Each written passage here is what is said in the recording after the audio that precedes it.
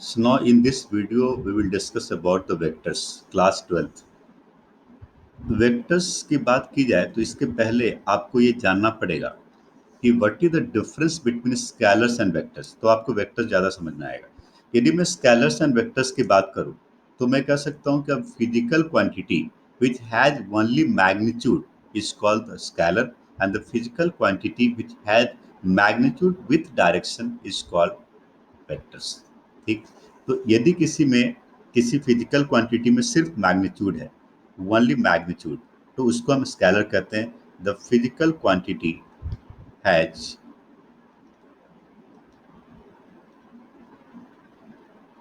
Magnitude with direction, magnitude with direction, magnitude भी है और इसके साथ साथ डायरेक्शन भी है, magnitude with direction is called vector. ठीक है। अब यदि मैं कुछ वेक्टर का फिजिकल क्वांटिटी का एग्जांपल लेना चाहूँ तो मैं कह सकता हूँ फोर्स। क्योंकि जब भी आप फोर्स लगाते हो तो मान लो आपने फोर्स लगाया 5 न्यूटन, तो इसका एक डायरेक्शन फिक्स होगा कि किस डायरेक्शन में फोर्स लगा रहे हो। यदि मैं कहता हूँ डिस्प्लेसमेंट, तो डिस्प्लेसमेंट का एक डायरेक्शन फिक्स होगा कि आप नॉर्थ डायरेक्शन में जा रहे हो, नॉर्थ ईस्ट डायरेक्शन में जा रहे हो। तो displacement is a vector quantity but distance is a scalar quantity. ठीक है। उसी तरह से यदि मैं एक्सेलरेशन की बात करूं, acceleration is a vector quantity. ठीक है। Momentum is a vector quantity, जबकि मास क्या है, एक स्केलर क्वांटिटी है। तो जितने फिजिकल क्वांटिटी आपने फिजिक्स में पढ़े हैं उन सभी में आपको आइडेंटिफाई करना है सबसे पहले कि विच is scalar and which is vector. यदि मैं आपके असाइनमेंट से क्वेश्चंस को देखता हूं तो आपके पास जो फर्स्ट क्वेश्चन है उसमें लिखा हुआ है represent graphically a displacement of 40 centimetre 30 degree west of south. तो आप इस क्वेश्चन को मैं क्या करूंगा, देखो हमें रिप्रेजेंट करना है। ठीक है, डिस्प्लेसमेंट को। तो मैं यहाँ पे डायरेक्शंस को रिप्रेजेंट करता हूँ सबसे पहले। मान लो ये आपका नॉर्थ डायरेक्शन है, ये साउथ है, ये ईस्ट डायरेक्शन है और ये वेस्ट डायरेक्शन है। आप पॉइंट ए पे खड़े हो, you are at point A. लिखा है displacement of 40 centimetre 30 degree west of south. South से वेस्ट की तरफ 30 डिग्री, वेस्ट ऑफ साउथ मतलब साउथ से वेस्ट की तरफ 30 डिग्री, और ये पॉइंट बी है और इसको हम कह सकते हैं 40 सेंटीमीटर। तो यहाँ पर देखो, यहाँ पर ए से बी डिस्प्लेसमेंट हो रहा है, तो ये इसका डायरेक्शन भी पता है और इसका मैग्नीट्यूड 40 सेंटीमीटर पता है। तो मैग्नीट्यूड एंड डायरेक्शन दोनों पता है, इसलिए मैं कह सकता हूँ कि ए बी वेक्टर, ये वेक्टर को इस तरह से रिप्रेजेंट करते हैं। A B vector represents represents a displacement of displacement of 40 centimetre 30 degree west of south. ये एक डिस्प्लेसमेंट को रिप्रेजेंट कर रहा है। आरी बात समझ। यदि इसी क्वेश्चन में 30 डिग्री की जगह सीधा रहता साउथ वेस्ट तो आप 45 डिग्री लेते, यदि डिग्री नहीं होता तो। ठीक है जी। उसके बाद सेकंड क्वेश्चन जो आपके असाइनमेंट में इसमें लिखा हुआ है, classify the following measures as scalars and vector. इसमें आप बताइए कौन सा वेक्टर है कौन सा स्केलर है। यदि मैं कहता हूँ 10 kg, ये एक स्केलर है क्योंकि इसमें कोई डायरेक्शन नहीं है। 10 मीटर्स नॉर्थ वेस्ट, डायरेक्शन पता है तो वेक्टर है। तो जिन क्वेश्चन में डायरेक्शन पता है वो वेक्टर क्वांटिटी है, जिसमें सिर्फ मैग्नीट्यूड है वो स्केलर क्वांटिटी है। ठीक है जी। तो ये क्वेश्चंस आप कर सकते हो। क्वेश्चन नंबर 1 to 5 ये बेसिक क्वेश्चन है वेक्टर्स एंड स्केलर के आइडेंटिफिकेशन के ऊपर। You need to identify which is vector which is scalar. बिल्कुल क्लियर है कि the physical quantity has only magnitude is called the scalar, the physical quantity has magnitude with direction is called the vector quantity। ठीक है जी। Now आगे बढ़ते हैं। अब यहाँ पर जिस तरह से मैंने ए बी वेक्टर को रिप्रेजेंट किया, ये बात पक्की है कि यदि आप किसी वेक्टर की बात करते हो तो यहाँ पे दो चीजें होती है, एक इनिशियल पॉइंट होता है, एक फाइनल पॉइंट होता है। किसी लाइन सेगमेंट को आप वेक्टर से रिप्रेजेंट कर सकते हो बट लाइन को रिप्रेजेंट नहीं कर सकते, बिकॉज वेक्टर में मैग्नीट्यूड भी होना जरूरी है। इसलिए initial point and final point दोनों का होना जरूरी है। ठीक है। अब यदि मैं एडिशन ऑफ वेक्टर्स के बारे में बात करूं, वेक्टर्स कई तरह के होते हैं, पहले आप एडिशन ऑफ वेक्टर जानिए। एडिशन ऑफ वेक्टर, यदि मुझे दो वेक्टर्स को ऐड करना है, एडिशन ऑफ वेक्टर्स, मैं कहता हूं कि हमारे पास एक वेक्टर ए बी वेक्टर जिसका initial point A and final point B है। हमारे पास एक दूसरा वेक्टर है जिसका नाम बीसी वेक्टर है, जिसका initial point B and final point C है। यदि आप इन दोनों वेक्टर को ऐड करना चाहते हो, if you need to add A B vector with B C vector, so what will be the resultant, इन दोनों को ऐड करके रिजल्टेंट वेक्टर्स क्या होगा। आप A B vector and B C vector को ऐड कर रहे हो। जिस तरह से आपने डिस्टेंस एंड डिस्प्लेसमेंट की बात 9th 10th क्लास में फिजिक्स में पढ़ी थी, उसी तरह से हम यहाँ पे एडिशन करेंगे। मैं पॉइंट ए से बी तक गया और फिर बी से सी तक गया, तो फाइनली क्या हुआ, फाइनली फाइनली रिजल्टेंट क्या हुआ, मैं पॉइंट ए से सी तक गया हूँ। पहले ए से बी तक गया, फिर बी से सी तक गया, तो रिजल्टेंट क्या हुआ, मैं ए से सी तक गया। तो इसका मतलब A B vector plus B C vector is called A C vector. This is called triangle law of vector addition.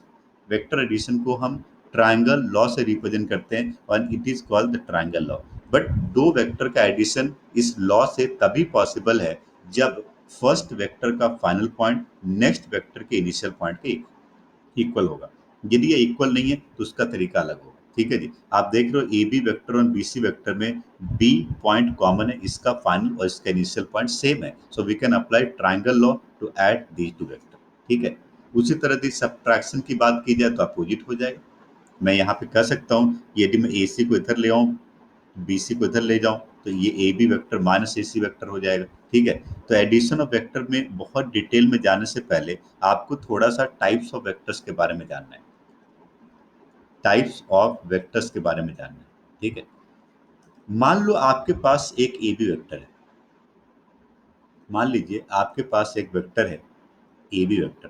ठीक है, और ए बी वेक्टर के पैरेलल लाइन में एक दूसरा वेक्टर दिया हुआ है सी डी वेक्टर। यदि मैं कहता हूं कि A B vector and C D vector ये दोनों पैरेलल है, आप सोच करके देखो, मैग्नीट्यूड अलग है बट वेक्टर्स पैरेलल है। तो यदि वेक्टर्स पैरेलल है तो इनका डायरेक्शन सेम है। If two lines segment are parallel, we can say the directions are same। क्योंकि आप सोच करके देखो, यदि यदि मैंने इस डायग्राम को बनाया था, मैं यहाँ से इसको इस तरह से लिया, यदि मैं इसका पैरेलल एक लाइन यहाँ पे बनाता तब भी तो डायरेक्शन सेम होता ना, 30 डिग्री साउथ वेस्ट। मैं किसी पॉइंट से चला जाऊँ क्या फर्क पड़ता है। इसलिए यदि आपके पास एक लाइन सेगमेंट है और उसके पैरेलल दूसरा लाइन सेगमेंट है, इन दोनों का डायरेक्शन सेम होता है। यदि किसी दो लाइन का, दो वेक्टर का डायरेक्शन सेम होता है, इसको हम इस तरह से रिप्रेजेंट कर सकते हैं, A B vector is equal to lambda C D vector. इसका मतलब हो गया कि मैग्नीट्यूड डिफरेंट है बट डायरेक्शन सेम है, तो this is called the parallel vector. इसको इसको हम क्या कहते हैं, this is called the parallel vector. दो वेक्टर पैरेलल होने के लिए ये कंडीशन सेटिस्फाई होना चाहिए, एंड वाइस वर्सा। यदि किसी क्वेश्चन में ये कंडीशन दिया हुआ है, इसका मतलब है कि A B and C D दो पैरेलल लाइन हो गई। ठीक है, यहाँ पे मैग्नीट्यूड डिफरेंट लिया, बट यदि मैग्नीट्यूड भी सेम हो जाए और डायरेक्शन भी सेम है तो उसको इक्वल वेक्टर कहेंगे। इक्वल वेक्टर, किसी दो वेक्टर का मैग्नीट्यूड एंड डायरेक्शन दोनों सेम है, ये आपके पास ए बी वेक्टर है, ये parallel to C D vector है, and A B and C D vector का मैग्नीट्यूड भी सेम है, ये 20 सेंटीमीटर, ये भी 20 सेंटीमीटर है, तो डायरेक्शन भी सेम, मैग्नीट्यूड भी सेम, इसको हम कहेंगे equal vector. A B vector is equal to C D vector. समझ में आ रही बात, पैरेलल वेक्टर्स इक्वल वेक्टर।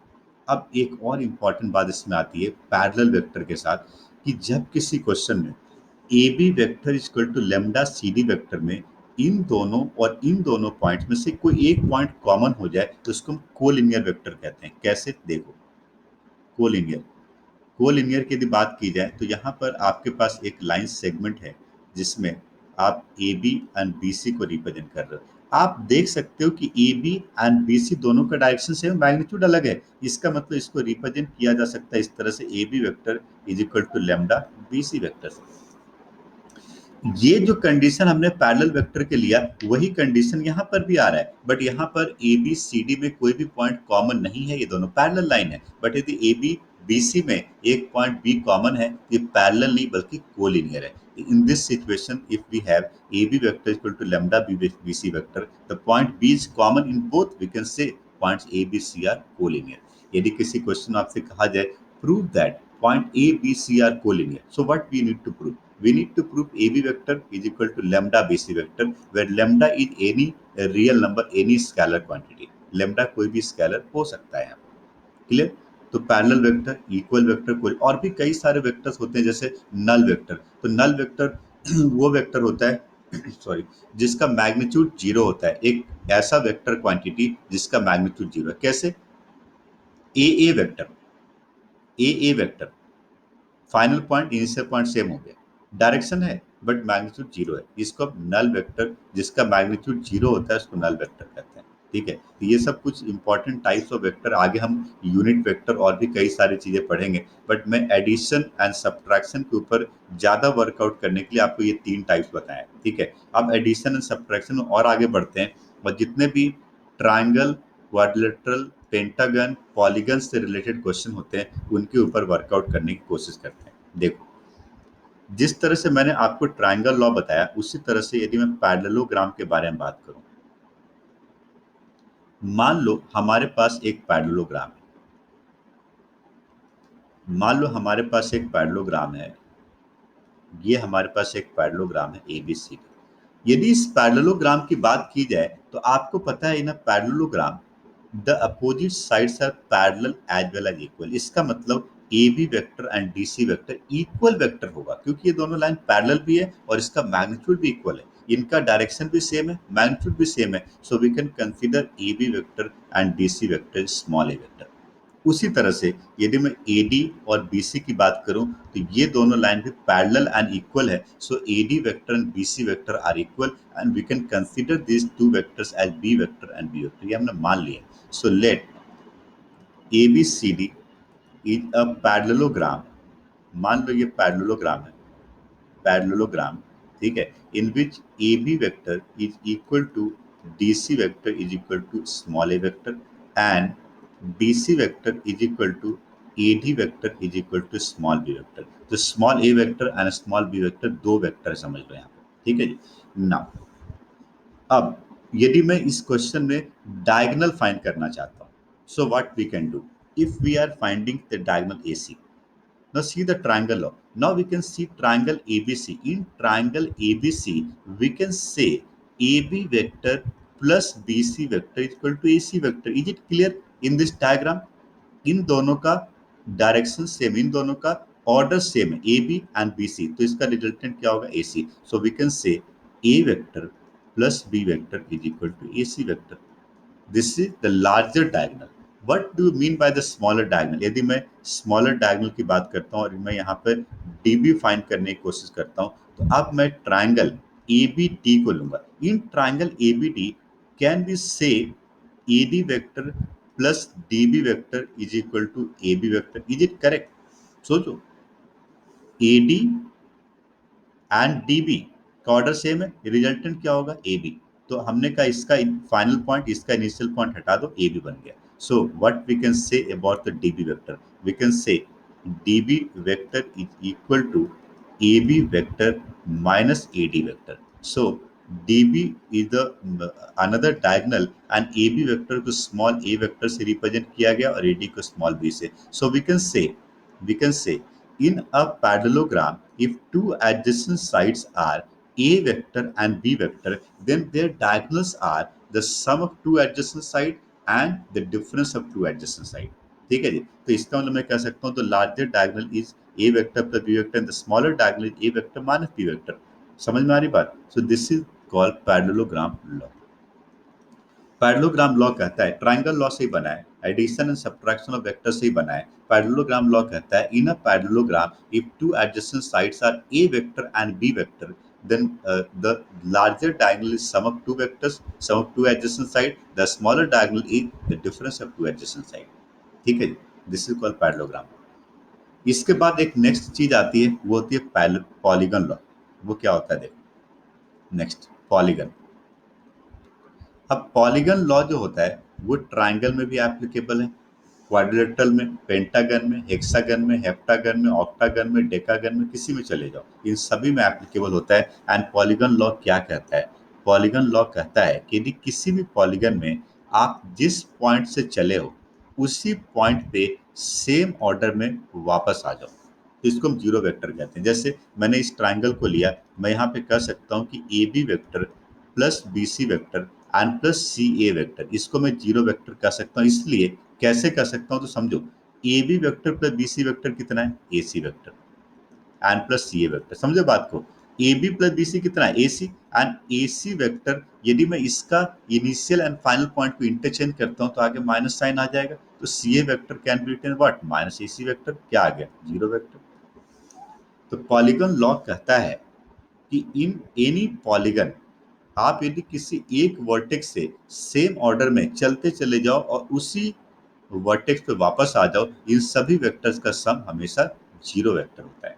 ठीक है, ये जो लॉ है, ये ट्राइंगल के साथ क्वाड्रिलेटरल, पेंटागन, हेक्सागन, जितने भी पॉलीगन्स है, एन साइड्स के पॉलीगन में भी एप्लीकेबल होगा। एक और एग्जांपल यदि मैं आपको बताता हूँ, यदि मैं इसी का एक और पॉलीगन लॉ का एक एग्जांपल बताता हूँ आपके सो, तो देखिए, मैं एक पेंटागन लेता हूँ, let A B C D E be a pentagon.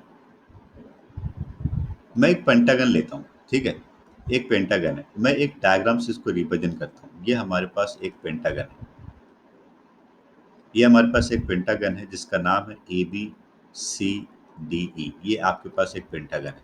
आप यहाँ पे लिख सकते हो ए बी वेक्टर। ठीक है, मैं कह रहा हूँ कि पॉइंट ए से चलो, वापस हम पॉइंट ए तक आएंगे। ट्राइंगल लॉ के हेल्प से हम पॉलीगन लॉ को डराइव कर सकते हैं। इसको डायरेक्ट अप्लाई मत करो। आपसे एक क्वेश्चन पूछा गया इसमें, प्रूव दैट, क्वेश्चन में लिखा हुआ है prove that, to prove A B vector plus B C vector plus C D vector plus D E vector plus E A vector equal to zero vector. ये बात यदि हमें प्रूफ करने के लिए कहा जाए, ये बहुत इंपॉर्टेंट क्वेश्चन है। यदि आपसे कहा जाए कि प्रूफ करो A B vector plus B C vector plus C D vector plus D vector plus E A vector equal to zero vector, तो आप यहाँ पे इनिशियल पॉइंट ए से चले और वापस उसी ऑर्डर में ए तक वापस आए। अब यहाँ पर मैं लेफ्ट हैंड साइड से चलूंगा। लेफ्ट हैंड साइड को देखो, A B vector plus B C vector plus C D vector plus D E vector and plus E A vector. ध्यान से समझो, डायग्राम को देखो, A B plus B C क्या हो जाएगा, ए सी। इन दोनों को ऐड किया और ये बन गया A C vector and plus C D vector plus D E vector and plus E A vector. हमारी बात सुनो, second, A C plus C D तो क्या बनेगा, ए डी। देखो डायग्राम, ये ट्राइंगल लो, A C plus C D क्या बना, A D, A D vector and plus D E vector and plus, ये सब ट्राइंगल लॉ से सॉल्व हो रहा है। इसके बाद A D plus D, A D plus D क्या बना, ए।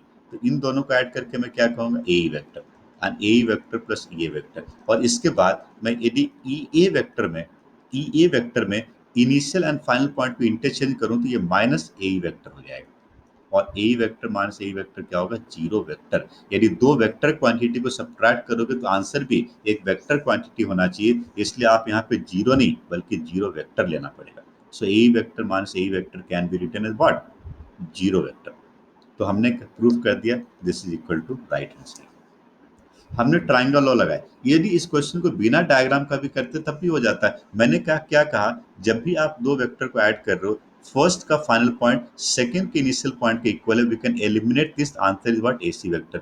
यहाँ पर इन दोनों में फर्स्ट का फाइनल पॉइंट एंड सेकंड का इनिशियल पॉइंट इक्वल है, we can eliminate this and answer AD vector. यहाँ पर दोनों में डी हटा दो और ए वेक्टर मिला, और दोनों में ई हटा दो, ए वेक्टर मिला। ए वेक्टर मतलब व्हाट, जीरो वेक्टर। तो बिना डायग्राम का भी आप सोच सकते हो, डायग्रामेटिकली देखो तो सभी ट्राइंगल लॉ से हो रहा है। इसमें 3 बार ट्राइंगल लॉ लगा है। और इसी तरह से आप हेक्सागन, ऑक्टागन, डेकागन के क्वेश्चन को भी कर सकते हो। हालांकि जनरली जो क्वेश्चन पूछा जाता है मैक्सिमम ऑक्टागन तक आ सकता है, अदरवाइज बहुत लेंदी डायग्राम बन जाएगा। क्लियर। तो ये आपको मैंने बताया triangle law, parallelogram law and polygon law. इसका प्रूफ भी मैंने आपको बताया। अब असाइनमेंट का कुछ क्वेश्चन यदि हम देखें रिजल्टेंट के ऊपर तो क्या क्वेश्चन पूछा जाता है। हमारे पास एक क्वेश्चन है यहाँ पर, क्वेश्चन नंबर 8 का सेकंड पार्ट। क्वेश्चन 8 का सेकंड पार्ट, 8 का फर्स्ट पार्ट यही था जो मैंने आपको यहाँ बताया। इसमें लिखा था in a pentagon A B C D prove that this is equal to zero vector. 8th question का सेकंड पार्ट हमारे पास क्या है, देखो क्वेश्चन 8 पार्ट 2। इसमें लिखा हुआ है कि in a pentagon A B C D, चलो एक पेंटागन बनाते हैं। In a pentagon A B C D, अब ये बात बिल्कुल नहीं लिखा है कि ये रेगुलर पेंटागन है, बस पेंटागन है। To prove that A B vector plus A E vector plus B C vector plus D C vector plus E D vector and plus A C vector is equal to 3 A C vector. ये बात हम prove करनी है। A B plus A E plus B C plus D C plus E D plus A C vector equal to 3 A C vector. So now what we can do? We can start from the left hand side. In the left hand side we have AB vector plus AE vector plus BC vector plus DC vector and plus ED vector and plus AC vector। आपको देखना है, आपको थोड़ा सा pairing करना है। ऐसा pairs बनाओ, दो वेक्टर का ऐसा पेयर बनाओ जिसमें कि फर्स्ट का फाइनल पॉइंट सेकंड के इनिशियल पॉइंट के इक्वल हो। तो मैं पहले इन दोनों को एक साथ लिखता हूँ, थोड़ा पेयरिंग करता हूँ। मैं A B vector plus B C vector को एक साथ लिखता हूँ। फिर अब देखो ए एंड ई डी को एक साथ लिखता हूँ क्योंकि इसका फाइनल पॉइंट और इसका इनिशियल पॉइंट सेम है। और उसके बाद लास्ट में डी सी वेक्टर और ए सी वेक्टर आता है। अब देखो डायग्राम को छोड़ो, A B plus B C clear है क्या होगा, ए सी वेक्टर क्लियर। इन दोनों को ऐड करो, इन दोनों को ऐड करो, इसका फाइनल पॉइंट इसका इनिशियल पॉइंट हटा दो, क्या मिला AD vector. So we got this AD vector and plus DC vector and plus AC vector, right. now ed vector plus dc vector, what we can do in this, we can eliminate the d vector and the resultant will be ac vector. So we can say ac vector plus this is called ac vector and plus ac vector. The final answer will be 3 ac vector. This is the right hand side। Addition of two vectors के लिए diagram में जाना जरूरी नहीं है। First vector का final point second vector के initial point के इक्वल है। We can add both the vector and the we can eliminate the final point of the first and initial point of the second, we'll get the resultant। ऐसा मैंने triangle law में आपको बताया, ठीक है। तो ये रिजल्टेंट के ऊपर जितने भी पॉलीगन से रिलेटेड क्वेश्चन दिए हुए हैं ये अब आप कर सकते हो। और आपके असाइनमेंट से क्वेश्चन नंबर 1 से लेकर के क्वेश्चन 14 तक ये क्वेश्चन आप इजीली कर सकते हो, ठीक है। इसको कंप्लीट करिए होमवर्क में, क्वेश्चन 1 to 14। और इन टॉपिक्स से रिलेटेड यदि आपके पास कोई रेफरेंस बुक या एनसीईआरटी है तो वहां से भी कंप्लीट करो, ठीक है। नेक्स्ट क्लास में हम आगे बढ़ते हैं।